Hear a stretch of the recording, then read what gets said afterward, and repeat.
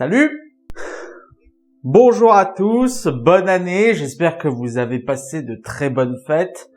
Moi, pour le cas, ça va, le mois de décembre a été plutôt reposant pour moi. Et je crois qu'il est temps de terminer mes vacances sur YouTube pour mon petit bilan top, flop et attente de 2020. Par contre, je ne ferai pas de top de la décennie. Tout le monde l'a fait et honnêtement, ça ne m'intéresse pas. Ça ne m'intéresse pas de le faire, de retrouver 10 ans de cinéma pour voir quel a été le meilleur film pour moi. Non, je le ferai pas. Bon, et pour commencer ce bilan de 2019, on va commencer avec une grosse bombe. J'arrête les critiques. Alors non, ça ne veut pas dire que j'arrête les vidéos. J'arrête simplement les critiques individuelles de films. Alors, si vous m'avez suivi depuis le début de l'année, vous avez vu que ces derniers temps, je sortais beaucoup moins de critiques vidéo qu'avant et que j'y mettais moins de mise en scène, que je prenais moins de temps pour écrire, bref, et que je prenais de plus en plus de retard. Il y a plusieurs raisons à cela. La première de toutes, c'est que je n'avais plus le temps. Comment dire ? Quand j'ai commencé l'année 2019, en fait, dans mon emploi, j'étais ce qu'on pouvait appeler en chômage technique. C'est-à-dire, j'avais encore mon salaire, mais je ne travaillais plus et donc j'avais le temps de faire ce que je voulais comme vidéo. Seulement, j'ai changé d'entreprise et l'entreprise qui m'a recruté, lorsque nous n'avons pas de mission, nous demande quand même de nous déplacer au sein de l'entreprise. Donc, j'avais repris en fait une activité régulière de 35 heures.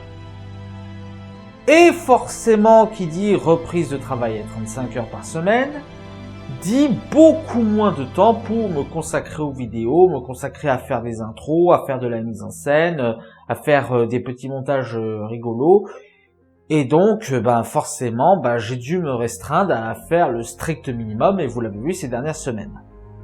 Qui dit moins de temps dit moins de liberté à faire la mise en scène, et qui dit moins de liberté à faire de la mise en scène pour les critiques, a signifié beaucoup moins de plaisir pour moi à tourner ces critiques. En fait, c'est la deuxième raison, le format critique individuel de film ne me plaît plus. Ça ne m'amuse plus de le faire. C'était pas quelque chose que j'avais prévu de faire longtemps à la base. Les critiques de films à la base c'était juste pour remplir ma chaîne et pour commencer un petit peu à travailler sur mes vidéos. Sauf que j'ai continué parce que j'arrivais à faire de la mise en scène avec mes critiques, j'arrivais à mettre en place quelques trucs, ce qui fait que en plus de la critique, je faisais raconter quelques histoires.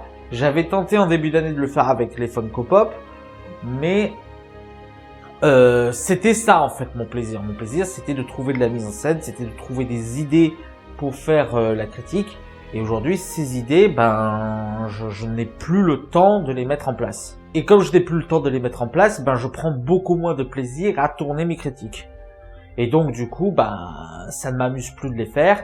Et après, on va pas se mentir, et c'est un petit peu la troisième raison, le format critique individuel de film, pour que ça marche, faut être parmi les premiers à critiquer le film. Faut être parmi les premiers et l'un des rares à critiquer le film. Et la critique ciné, c'est devenu une course.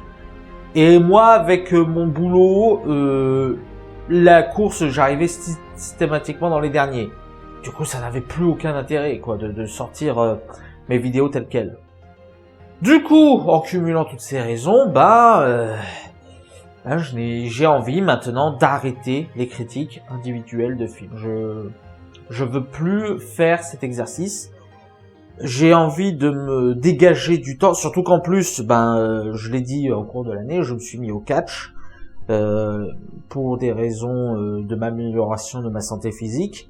Du coup, étant donné que le catch est aussi chronophage, ça me donne moins de temps de travailler sur mes vidéos. si je continue ce format-là. Et donc, je ne veux plus faire cela. Et donc, pour remplacer les critiques, j'ai décidé j'ai décidé en fait de faire les critiques comme vous l'avez vu pour le mois de novembre.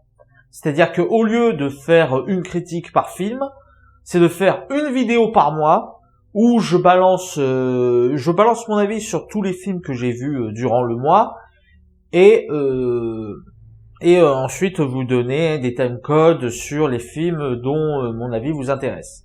C'est un petit peu le même système que les rattrapages, sauf que là, ça va concerner tous les films que j'ai vus et pas seulement ceux que je n'ai pas critiqués. J'espère que vous comprendrez cela. L'avantage de ne faire que ce format de vidéo, c'est que ça va me donner le temps de travailler sur de gros projets en termes de vidéos. Donner du temps, c'est relatif parce que comme je vous l'ai dit, j'ai un emploi du temps assez chargé, mais comment dire, ça va me donner le temps de travailler sur des vidéos qui me font vraiment envie de travailler. Là, par exemple, j'ai arrêté l'écriture pour le mois de décembre, mais je vais m'y remettre. Je veux faire une vidéo sur la trilogie de l'Apocalypse de Carpenter. Et je veux aussi parler du cinéma français. Je veux aussi parler du cinéma d'animation. Il y a plein de vidéos que je veux faire, que je n'ai pas eu le temps de le faire parce que jusqu'à présent, je me suis dit, ah mais merde, il faut que je travaille sur ma critique. Ah mais merde, il faut que je fasse ceci. J'en pouvais plus. Du coup, voilà, vous aurez au minimum une vidéo par mois pour avoir mon avis sur tous les films que j'ai vus durant le mois. Pour le reste, ce sera surtout des vidéos où je vais faire de l'analyse, où je vais faire des recherches, où ce sera vraiment des gros projets. Je ne peux plus sortir un peu comme les codes de ciné en mieux fait, comme la vidéo MCU versus DCCU, comme le top 10 des univers cinématographiques, en mieux fait évidemment.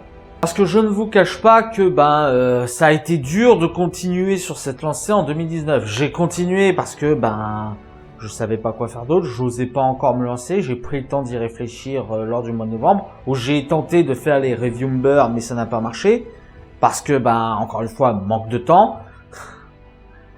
Mais voilà. Donc j'espère que vous comprendrez que cette décision. J'ai pas grand chose d'autre à dire sur mon bilan de 2019. J'ai quand même le sacré regret d'avoir arrêté les intros en Funko Pop parce que j'avais plus le temps. Je vais peut-être faire des vidéos qui ne seront pas des analyses cinématographiques, mais peut-être des vidéos un peu plus divertissement avec mes Funko Pop où je vais peut-être m'y remettre. Parce que ça m'amusait de le faire et que j'ai bien envie de reprendre aussi mes petits trucs avec mes personnages. Et j'allais oublier, nous avons aussi dépassé les 200 abonnés cette année et je vous en remercie d'ailleurs, on en est maintenant à 257. Moi je vous remercie, je suis content de voir, même si c'est lent, je suis content de voir que ça progresse petit à petit.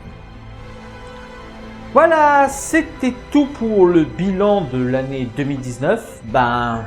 On se retrouve pour le top 15 de l'année.